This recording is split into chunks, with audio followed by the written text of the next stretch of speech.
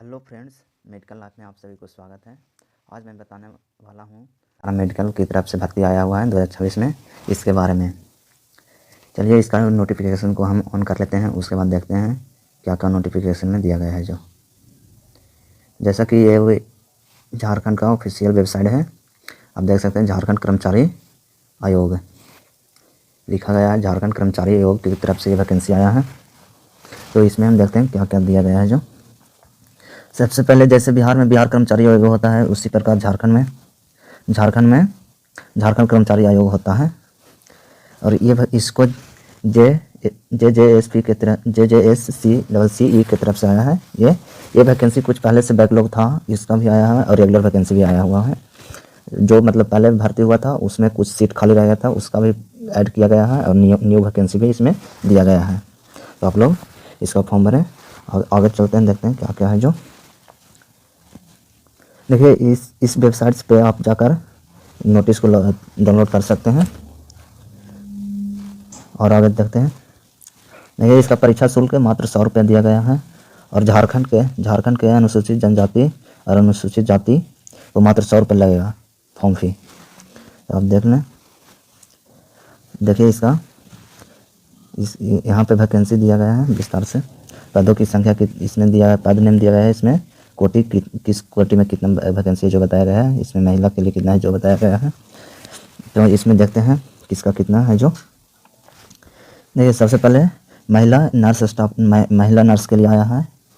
इसमें अनारक्षित में 2 सीट है, और अनुसूचित जाति के लिए अनुसूचित जाति में नहीं सीट है, और अत्यंत पिछड़ा वर्ग में भी नहीं सीट है, और आर्थिक रूप से कमजोर वर्ग में भी नहीं सीट है। महिला के लिए इसमें 2 सीट में है। और आइए आगे, इसमें पुरुष नर्स के लिए भी है। जो एएनएम किए होंगे पुरुष, उनको लिए भी है। इसमें अनारक्षित में 11 सीट है, अनुसूचित जनजाति में 7 सीट है पुरुष के लिए, अनुसूचित जनजाति में भी 3 सीट है, अत्यंत पिछड़ा वर्ग में भी 2 सीट है, और पिछड़ा वर्ग में 1 सीट है, आर्थिक रूप से कमजोर वर्ग में भी 1 सीट है। तो ये कुल 26 सीट आया हुआ है एएनएम का नर्स पुरुष के लिए। तो ये बहुत ही अच्छा पोस्ट आया हुआ है एएनएम के लिए। और आगे देखते हैं। देखिए फार्मासिस्ट का भी पोस्ट आया हुआ है। फार्मासिस्ट में अनारक्षित में 1 सीट है, और फिर बस, और अत्यंत पिछड़ा वर्ग में भी 1 सीट है। इसमें टोटल 2 सीट आया हुआ है फार्मासिस्ट का। तो हम देख सकते हैं। और आगे चलते हैं। देखिए कंपाउंडर का भी पोस्ट आया हुआ है। कंपाउंडर में अनारक्षित में 2 सीट है, 7 सीट है, और अनुसूचित जनजाति के भी 2 सीट है, अनुसूचित जाति में 1 सीट है। इसमें टोटल कंपाउंडर का 10 सीट आया हुआ है, देख सकते हैं। और आगे देखते हैं। ये ड्रेसर का भी वैकेंसी आया हुआ है। ड्रेसर में अनारक्षित में 6 सीट आया हुआ है, अनुसूचित जनजाति में 1 सीट आया हुआ है, अनुसूचित जाति के लिए भी 1 सीट आया हुआ है। इसमें ड्रेसर के लिए कुल 8 सीट है। तो आप लोग ड्रेसर जो भी ये ड्रेसर का कोर्स होता है 10th लेवल पे, तो आप जो भी ड्रेसर का कोर्स किए हुए हैं ये फॉर्म भर दें। बहुत ही अच्छा जॉब है ये। और आगे देखते हैं। देखिए और आया हुआ है एएनएम पुरुष के नर्स के लिए। इसमें अनारक्षित में 1 भी नहीं है, अनुसूचित जाति में भी 1 भी नहीं है। इसमें केवल पिछड़ा वर्ग में 1 सीट आया हुआ है, और 1 सीट और आया है अत्यंत पिछड़ा वर्ग के लिए भी आया हुआ है। इसमें टोटल 2 सीट आया हुआ है, और पुरुष के लिए इसमें 2 सीट और है। और आगे देखते हैं। देखिए एक्सरे टेक्नीशियन में भी पोस्ट आया हुआ है। एक्सरे टेक्नीशियन में अनुसूचित जनजाति में केवल 1 पोस्ट आया हुआ है। इसका कुल भी 1 पोस्ट ही है एक्सरे टेक्नीशियन का। बहुत ही कम पोस्ट है एक्सरे टेक्नीशियन का। और आगे देखते हैं। और देखिए इसका एएनएम महिला नर्स एएनएम का ग्रेड पे 4 लेवल का है। और इसमें इसका एजुकेशन क्वालिफिकेशन खोज रहा है। न्यूनतम 45% अंकों के साथ मैट्रिक अच्छा उत्तीर्ण होना चाहिए, और आपका एएनएम कोर्स होना चाहिए, वो भी झारखंड नर्सिंग काउंसिल में से रजिस्टर्ड होना चाहिए।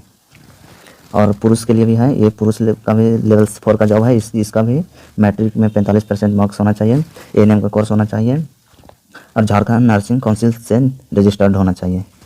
हम देख सकते हैं। और फार्मासिस्ट का क्या है एजुकेशन क्वालिफिकेशन, देखिए फार्मासिस्ट लेवल 5 का जॉब है। इसमें आपको 12th पास होना चाहिए, और फार्मासिस्ट में डिप्लोमा या डिग्री का कोर्स होना चाहिए, वो भी फार्मेसी काउंसिल से रजिस्टर्ड होना चाहिए। झारखंड राज्य या अन्य राज्य के फार्मेसी काउंसिल से आपको रजिस्टर्ड होना चाहिए, लिख दिया गया है, आप देख सकते हैं।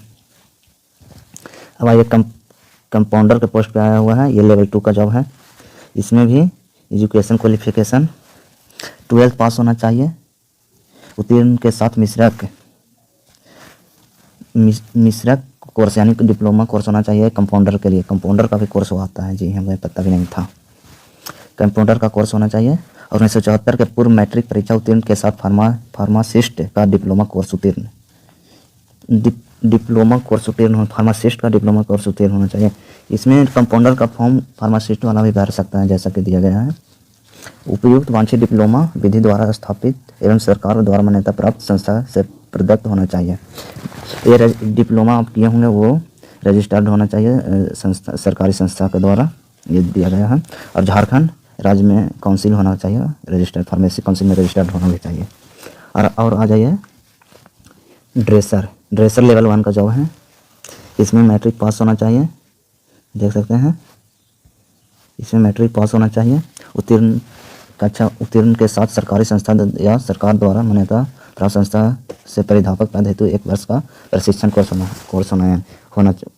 में उत्तीर्ण होना चाहिए। यानी ये बोल रहा है ड्रेसर का कोर्स आप किए हुए होने चाहिए। 1 साल वाला जो होता है ड्रेसर का कोर्स, वो आपको रहेगा, वो भी मान्यता प्राप्त बोर्ड से, तभी आप ये फॉर्म को भर सकते हैं। और आगे देखते हैं, ये देखिए ड्रेसर के लिए, ड्रेसर का लेवल 5 का जॉब है। इसमें 12th प्लस एक्स-रे टेक्नीशियन में डिप्लोमा कोर्स किए होने चाहिए। 12th के बाद एक्स-रे टेक्नीशियन में डिप्लोमा कोर्स किए होने चाहिए, और सरकारी और डिप्लोमा विधि स्थापित सरकार द्वारा मान्यता प्राप्त संस्था से, सरकार द्वारा मान्यता प्राप्त संस्था से थी, तो आपको डिप्लोमा होना चाहिए, अन्यथा नहीं। अगर जो बिना प्राइवेट संस्था से कर लेते हैं जिसमें सरकार का मान्यता प्राप्त नहीं है तो वो नहीं चलेगा। और झारखंड राज्य या राज्यों के द्वारा झारखंड राज्य या राज्यों के पैरामेडिकल काउंसिल में पंजीकृत होना चाहिए। यानी कहीं से भी आपका ड्रेसर कोर्स रजिस्टर्ड होना चाहिए मेडिकल काउंसिल से, और आपको कंप्यूटर का ज्ञान होना चाहिए, जैसा कि लिखा गया है। और आगे देखते हैं, इसमें एज दिया गया है। इसमें अनारक्षित के लिए 35 वर्ष दिया गया है, और आर्थिक रूप से कमज़ोर वर्ग के लिए 35 वर्ष, उसका भी 35 वर्ष दिया गया है आर्थिक रूप से कमज़ोर वर्ग के लिए। और अत्यंत पिछड़ा वर्ग के लिए दिया गया है 37 साल।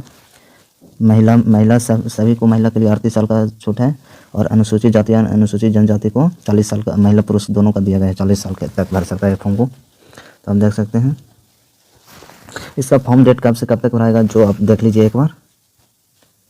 और आगे हैं, इसमें डॉक्यूमेंट जो लगेगा ये लिखा गया है, आप देख सकते हैं।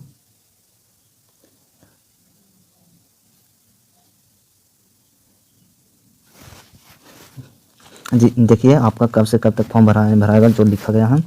आपका फॉर्म 8/1/2026 से 7/2/2026 तक फॉर्म भराएगा, आप देख सकते हैं। तो आप इतना दिन में आप फॉर्म भर लें। अगर जो आपको कोई भी कोर्स किए हुए हैं, इसमें जो पोस्ट पे आया हुआ है उसमें से आपको किसी भी में कोर्स किए हुए हैं किसी भी चीज़ का, तो आप इसका फॉर्म भरें। मात्र इसका शुल्क 100 रुपया ही है। अगर इस वीडियो को से कुछ आपको हेल्प हुआ तो इस वीडियो को लाइक करें और चैनल को सब्सक्राइब करें और अपने दोस्तों के साथ शेयर करें।